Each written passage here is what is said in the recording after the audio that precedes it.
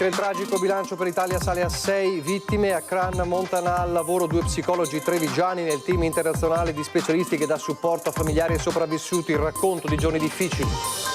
Intanto, come annunciato dal SILB provinciale, c'è chi tra le discoteche della Marca in questo weekend ha dedicato una riflessione, un minuto di silenzio alle vittime della strage. Recuperato in un canalone il corpo del 43enne escursionista vicentino disperso dal 27 dicembre, fatale una scivolata per 150 metri nella neve. Rischio vandalismi ad Arcade e provvedimenti per evitare che lo storico Panevin prenda fuoco anzitempo, drastico il sindaco verso i malintenzionati, se ci provate attenti alle randellate. Elezioni provinciali e comunali, continua il braccio di ferro tra Lega e Fratelli d'Italia, i meloniani disposti a cedere sul Sant'Artemio, ma la contropartita è Castelfranco. Coppia di giovanissimi rapinatori imperversa da giorni a Montebelluna prendendo di mira ragazzini della zona, ma anche qualche negozio, l'appello del parroco alle famiglie. Nel frattempo, sul fronte educazione giovanile, accordo tra Ministero della Difesa, Istruzione e Sport per aumentare da quest'anno i campi scuola organizzati dagli alpini, l'annuncio del presidente ANA. Primi giorni del 2026, inevitabile caccia a oroscopi e previsioni per l'anno appena iniziato, tra queste quelle dello Schieson Trevisano.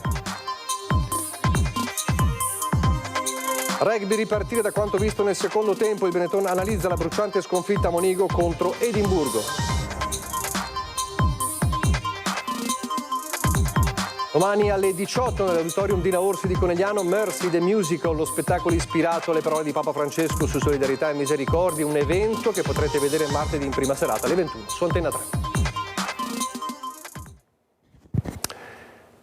Buonasera e ben ritrovati telespettatori di Antenna 3 a tutti voi, e dunque in primo piano c'è ancora una volta la strage di Crans Montana, mentre il tragico bilancio per l'Italia è salito a 6 vittime.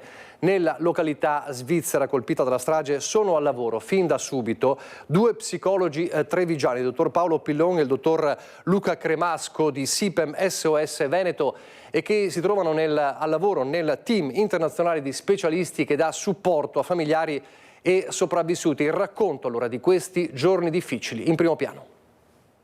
C'è un dolore immenso sicuramente, e c'è una sofferenza data proprio anche da appunto una non magari accettazione poi della realtà stessa, perché poi quando viene comunicata la reale notizia la sofferenza è molto grande. Ogni psicologo ha una sua modalità di intervento che gli permette di entrare attraverso un ascolto attivo e un sostegno spesso attraverso proprio quello che noi diciamo attraverso una presenza costante ma supportiva, che consente loro di raccontare e anche di rinarrare quanto stanno vivendo, e lasciando libero spazio alla parte emotiva sicuramente. Ascoltare, stare vicino, diventare dei contenitori di parole ed emozioni. Un lavoro fondamentale per aiutare chi affronta l'abisso del dolore più grande o un trauma che torna alla mente ogni secondo. Il dottor Paolo Pillon, assieme al collega Luca Cremasco, entrambi trevigiani, il primo di Sernaglia della Battaglia e il secondo di Maser, sono partiti alla volta di Crans Montana il 1 gennaio.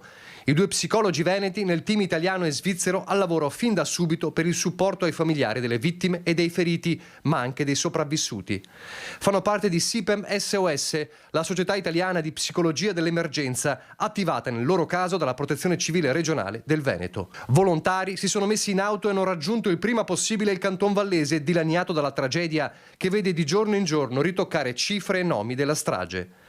6 i morti italiani accertati, i volti di ragazzini tra i 15 e i 16 anni come Giovanni Tamburi, Achille Barosi, Emanuele Galeppini, Chiara Costanzo, Sofia Prosperi e Riccardo Minghetti. Una missione internazionale con i migliori uomini sul campo. Il dottor Pillon e il dottor Cremasco erano intervenuti anche nella strage del Busti Mestre. Qui il lavoro è stato ancora più complesso per gli assistiti, ma anche per loro stessi. Anche se avevamo già vissuto quella tragedia di Mestre, perché per alcuni versi è molto similare, qui l'impatto proprio anche delle salme è stato molto molto forte. A differenza della tragedia dell'autobus di Mestre, dove i familiari erano tutti stranieri, a parte eccetto il conducente del mezzo, questa volta invece i familiari erano tantissimi italiani, quindi anche quando facevano le conferenze stampa noi eravamo sempre presenti, proprio perché c'erano dei vissuti emotivi molto impattanti, perché naturalmente le notizie ufficiali venivano date, ma sempre passo dopo passo, e naturalmente l'angoscia cresceva perché non sapevano se i loro familiari dove erano ed eventualmente come stavano. Un lavoro capillare senza sosta che si basa sulla vicinanza, come quando in queste ore hanno partecipato alla messa dedicata alle vittime e alla marcia silenziosa per le vie della città. Prendiamo in carico le famiglie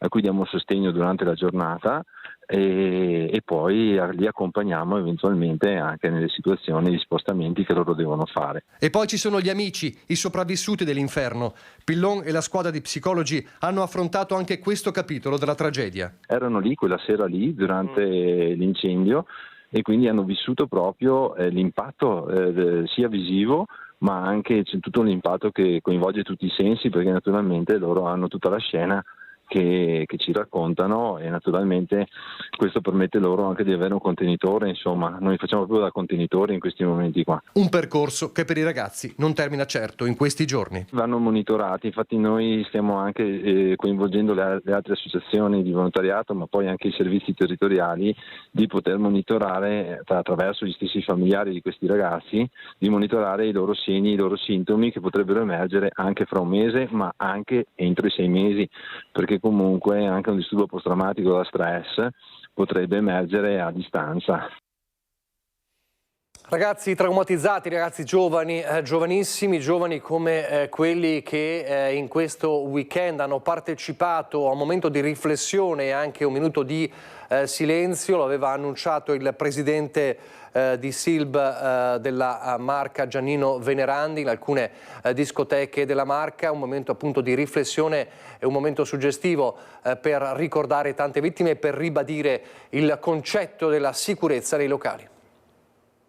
Chiudete gli occhi e pensate a quei poveri ragazzi e pensiamo una cosa così non deve mai più succedere. Grazie, un momento di silenzio ve lo chiediamo, grazie ragazzi.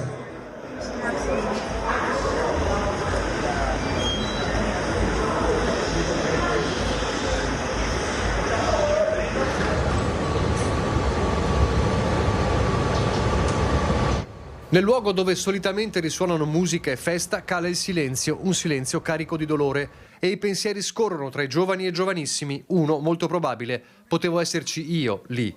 Lì è Cran Montanà, in quel locale dove l'inferno ha inghiottito i sedicenni, i ragazzi come loro.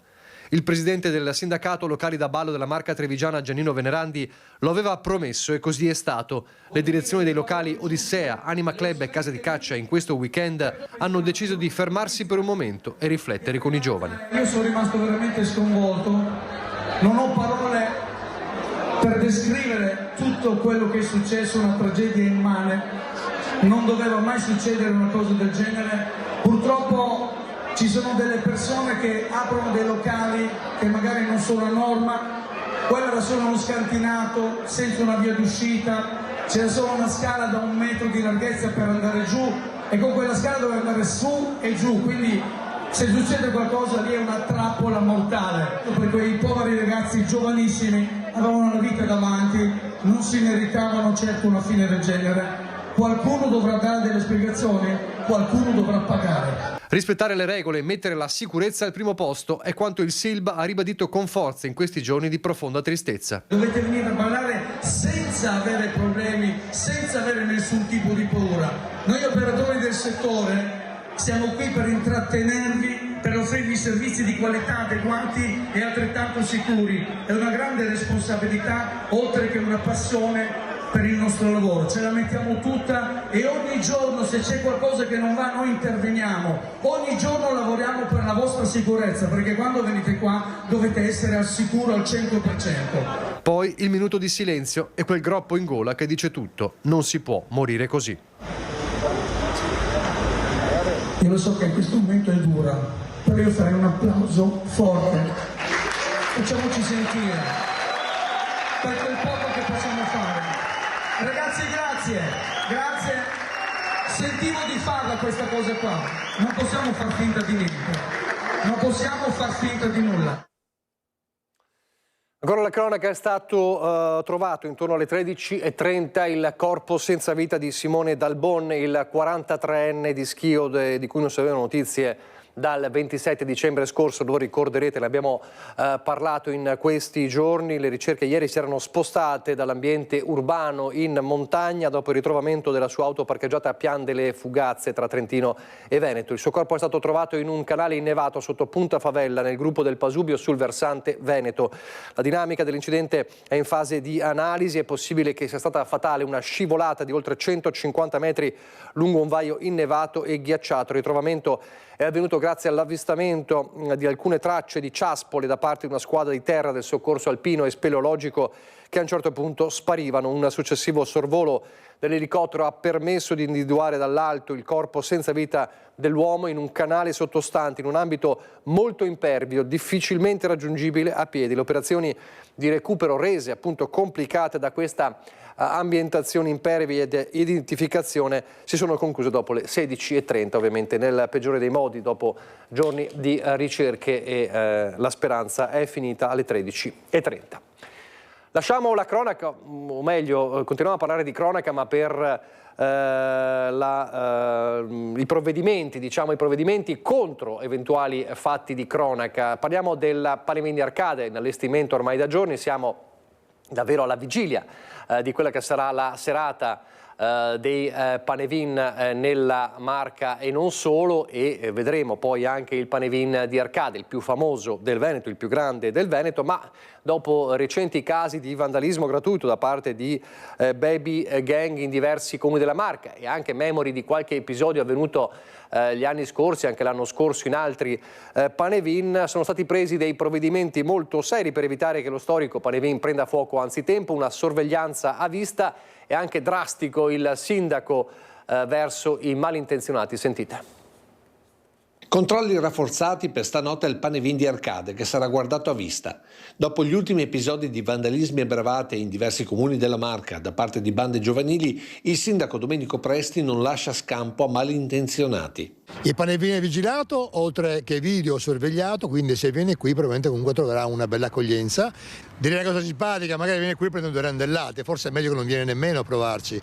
Ma Arcade non sarebbe poi l'unico comune che ha rafforzato i controlli alle cataste pronte per la notte dell'Epifania.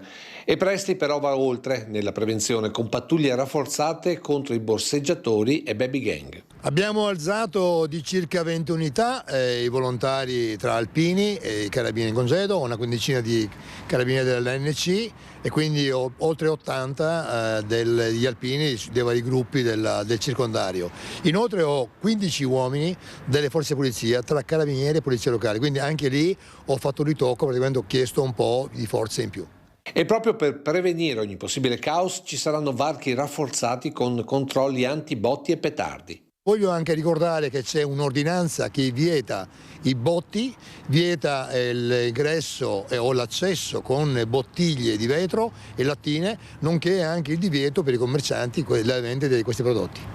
Vi ricordo che tutti gli accessi alla piazza di Arcade sono tutti blindati, quindi noi abbiamo 8 accessi, anche quelli minori, sono blindati comunque con mezzi pesanti che sbarrano come secondo sbarramento l'accesso. Prima abbiamo una transenna con un alpino che fa da filtro. Come ogni anno attese migliaia di persone, soprattutto famiglie con bambini, a cui il sindaco vuole garantire un momento di divertimento in sicurezza sotto tutti i punti di vista.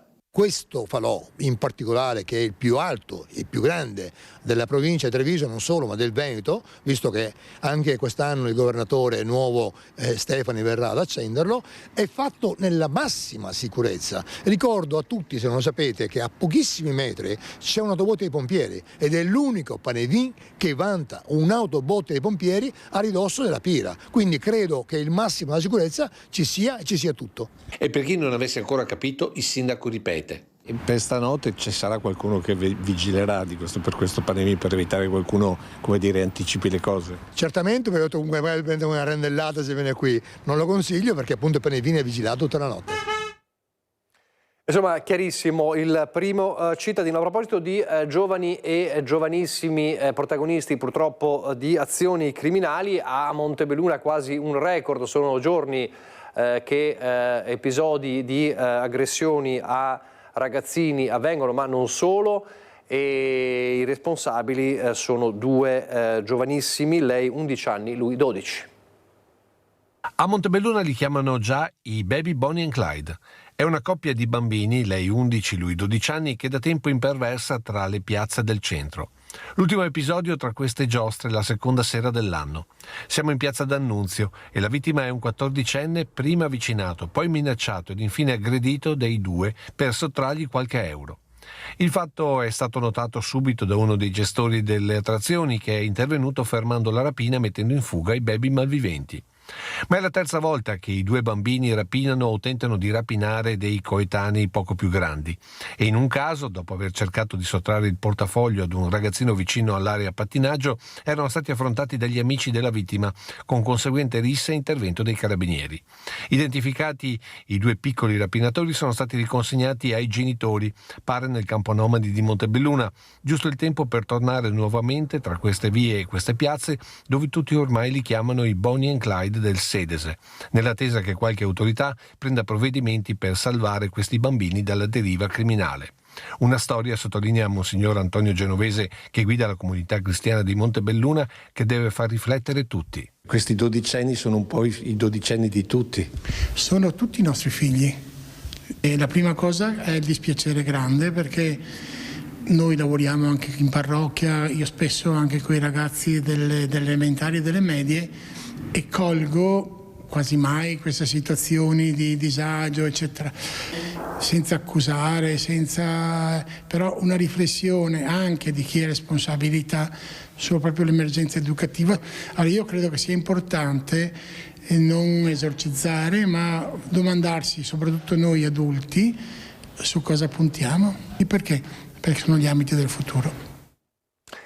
E a proposito di educazione giovanile, c'è un annuncio importante di oggi del presidente nazionale delle Penne Nere degli Alpini, ANA, Sebastiano Favero, un accordo tra ANA e tre ministeri, istruzione, sport e difesa, per aumentare già da quest'anno i campi scuola dedicati alla formazione dei ragazzi.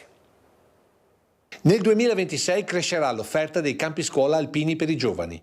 Questo grazie ad un accordo tra Associazione Nazionale e tre ministeri, confermato nel corso delle premiazioni del concorso Parole attorno al fuoco dal presidente nazionale Sebastiano Favero. Con i campi scuola appunto l'accordo c'è sia con il Ministero dello Sport e dei Giovani, sia con il Ministero della Pubblica Istruzione, sia ovviamente con il nostro Ministero della Difesa, e direi che stiamo andando avanti in modo molto positivo. Un accordo che sancisce l'efficacia di questa iniziativa intrapresa già dal 2010 in un crescendo alimentato soprattutto dall'entusiasmo dei giovani partecipanti. Noi come associazione ci siamo resi disponibili e siamo qui pronti a dare una mano, perché questi ragazzi di oggi, che tra l'altro se presi, noi abbiamo l'esempio dei campi scuola, se presi, stimolati, rispondono positivamente. Quindi non è vero che i ragazzi di oggi non abbiano la capacità di capire quali sono i valori veri. Bisogna dare loro l'occasione di poterli sperimentare, di poterli applicare, di poter capire che è molto meglio, come diciamo noi,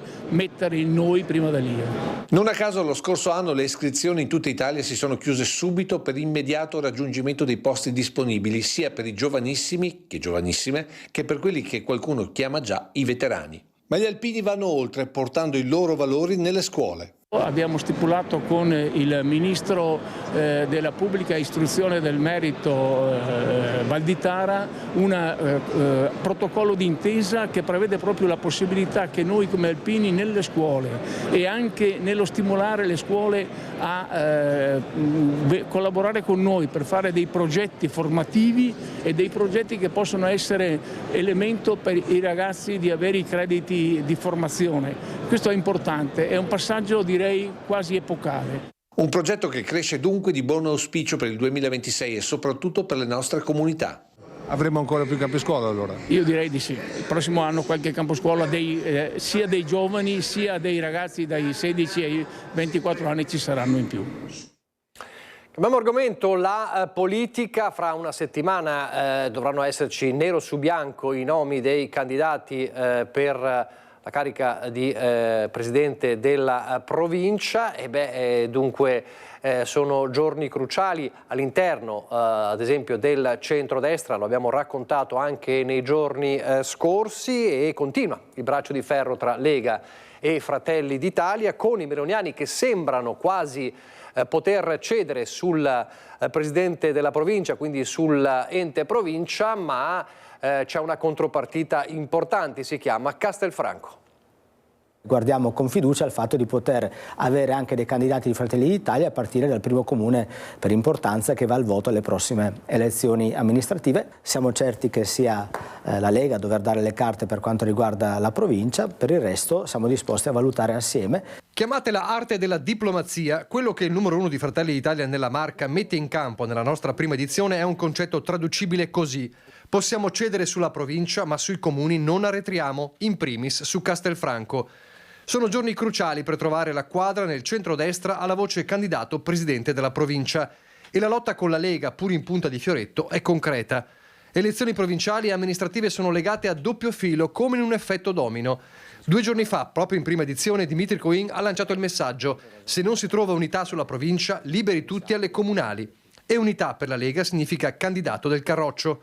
Alla mossa del suo omologo provinciale, Lo Perfido muove la sua pedina nella scacchiera. La priorità è mantenere unito il centrodestra, chiaro che non a qualsiasi costo, quindi basta condividere persone che sono in grado di tenere unito il centrodestra. Prima condizione dei meloniani: è vero, la Lega ha più peso nelle votazioni essendo elezioni di secondo livello, ma non può essere questo il metro decisionale. Non è per una questione aritmetica di numeri che si dice il candidato deve essere di questo partito piuttosto che di quell'altro, ma si cerca di individuare la figura più adatta che possa consentire al centrodestra di vincere, governare o amministrare.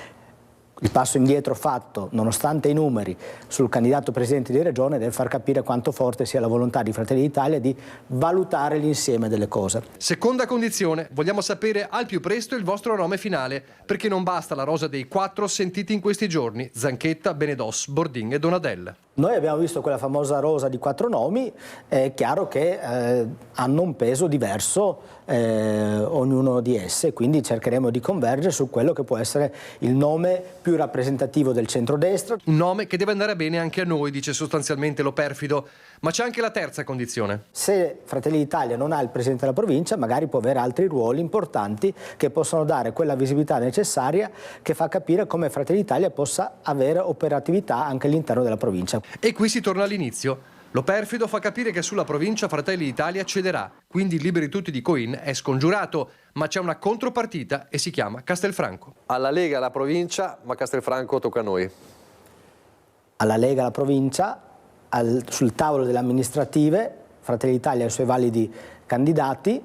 Ovviamente per quanto riguarda i comuni più grandi probabilmente non ci si fermerà soltanto ad una interlocuzione a livello di singoli circoli comunali, ma ci sarà una discussione a livello provinciale. Noi siamo pronti a proporre i nostri migliori amministratori proprio perché ci teniamo a far vedere che anche nei comuni più grandi anche Fratelli d'Italia è in grado di dire la propria. Il problema è che la Lega non ha nessuna intenzione di mollare la città del Giorgione. Insomma, lo scacco matto è ancora possibile. Non sappiamo se lo Schieson Trevisan 2026 può prevedere anche la partita delle provinciali e delle comunali, ma sicuramente racconta tanti fatti di questo nuovo anno. Sentite. Come sarà questo 2026? Allora, ci saranno alcune cose positive, altre un po' meno. Allora, una cosa che sta a cuore a tutti in questi ultimi tempi è quella della guerra. La previsione di Emanuele Bellò è che ci sarà un'ulteriore pacificazione a livello internazionale. Tocca all'editore leggere uno dei pronostici per il 2026 dell'ultimo Schieson Trevisan scritto da Emanuele Bellò. Per 40 anni ha continuato la tradizione che prima di lui fu di Giuseppe Maffioli, quel Beppo Gobbo da Casier, la sua casa peraltro è ancora in via Pozzetti al confine con Pregamziol, che resuscitò, è il caso di dirlo, il lunario settecentesco di Anastasio Pozzoboni inventato a Casa Corba tra i fontanazzi del Sile. Una tradizione, quella del lunario, con previsioni meteo ma anche astrologiche da appendere in cucina o nelle stalle. Così come leggere ciò che l'astronomo con il cappello a cono avrebbe perscrutato tra le stelle partendo dai schei. Purtroppo i dazi USA stanno penalizzando il settore dell'economia. La previsione per il 2026 è che ci sia un'ulteriore difficoltà. Altro tema caro in particolare a chi coltiva la terra è l'andamento meteorologico. Per quanto riguarda alcune calamità che si sono verificate nell'anno 2025, purtroppo qualcuna si ripeterà. Saranno calamità che interessano soprattutto il mondo dell'agricoltura, quindi c'è c'è ancora la previsione di qualche alluvione, di qualche tempesta che danneggerà i nostri raccolti. Previste anche proteste, agitazioni e manifestazioni in questo 2026. Proteste, scioperi e agitazioni in tutta Italia a Sborobaon e poi una gran manifestazione nazionale con 100 piazze in man dei Propal. Il resto va letto nel corso dell'anno, ritrovando una delle tante copie diffuse dai trevisani nel mondo che nel 2024 l'hanno di fatto salvato e che ora non solo proseguono la tradizione ma hanno anche preparato una nuova pubblicazione. È una pubblicazione che è stata curata da Emanuele Bellò e dalla nostra associazione. Presenta la storia dello Schieson Trevisan e la storia appunto di questo lunario che è entrato nella mentalità e nelle abitudini dei nostri contadini inizialmente, ma di tante altre persone che intendono mantenere ferme le loro tradizioni. Ma poi alla fine come finisce il pronostico? Il pronostico dice qualcosa di confortante e che tutti auspichiamo e dice proprio così: ma a longa la pace arriverà, la pace che il Papa ha tanto invocato per gli uomini di buona volontà. Allora speriamo che arrivi il prima possibile, perché Trump risulta imprevedibile anche per lo Schieson Trevisan, che il Venezuela di queste ore lo insegna, ma probabilmente insomma quella pace, speriamo tutti, arriverà come dice lo Schieson Trevisan. Noi invece riusciamo a prevedere con qualche secondo anticipo che adesso c'è la pubblicità.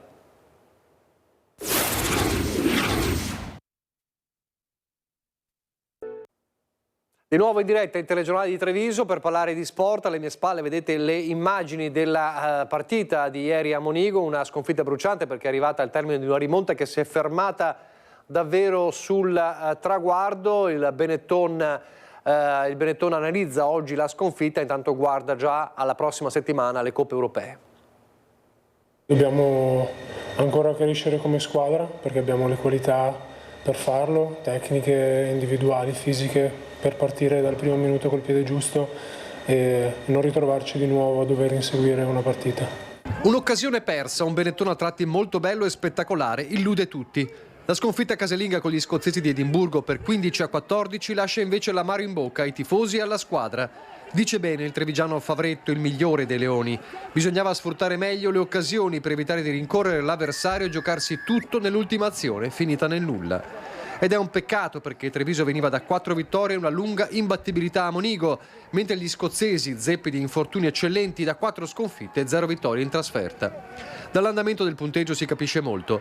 10-0 all'intervallo con una meta e un calcio scozzesi e Treviso in balia degli avversari. La ripresa inizia anche peggio con la meta del nazionale Graham per il 15-0. Poi dal 51esimo al 56esimo la rimonta. Le mete di Gallo e Fichitoa e l'impressione che Edimburgo abbia finito la benzina. E invece Treviso riprende a commettere errori e a sprecare e non completa l'opera. Se avessimo magari avuto un po' più di precisione in alcuni momenti, forse saremmo riusciti magari a non dover rincorrere la partita all'ultimo minuto. Una curiosità era anche la sfida tra ex allenatori. McRae, oggi a Treviso, prima ha guidato gli scozzesi che oggi hanno in panchina quel Franco Smith, prima giocatore e poi a lungo tecnico dei Leoni. Ora tornano le Coppe Europee e Treviso, scesa all'8° posto in campionato, è seconda in Challenge Cup. Vincere in casa il 10 gennaio contro i Dragons gallesi è alla portata, così come gli ottavi di finale, a patto di non andare a corrente alternata. Il fatto di tornare in Challenge sicuramente ci dà la spinta avute già nelle prime 2 giornate della competizione, senza comunque sottovalutare il nostro avversario. Un appuntamento importante per domani sera, ma anche per martedì sera. Domani sera alle 18 all'Auditorium Dina Orsi di Conegliano, in scena Mercy the Musical, un gancio dal cielo, spettacolo ispirato alle parole di Papa Francesco per riflettere sui valori della misericordia, dell'ascolto e della solidarietà. Tra musica, teatro e spiritualità, uno spettacolo dunque domani sera al Dina Orsi, che però potrete vedere su Antenna 3 martedì 6, il giorno della Befana, in prima serata alle 21, quindi appuntamento alle 21 con il musical Mercy the Musical, un gancio dal cielo. Adesso parliamo proprio dell'Epifania, perché questo spettacolo lo potrete vedere proprio il giorno dell'Epifania, il giorno 6. Parliamo dell'Epifania, il consueto servizio ripescato dal nostro Lucio Zanato dall'archivio storico di Antenna 3, e vi mostriamo, pensate, l'arrivo della Befana all'asilo di Sant'Angelo ben 40 anni fa. Se aguzzate la vista, forse qualcuno di voi riesce a riconoscersi in quei bambini. Guardate.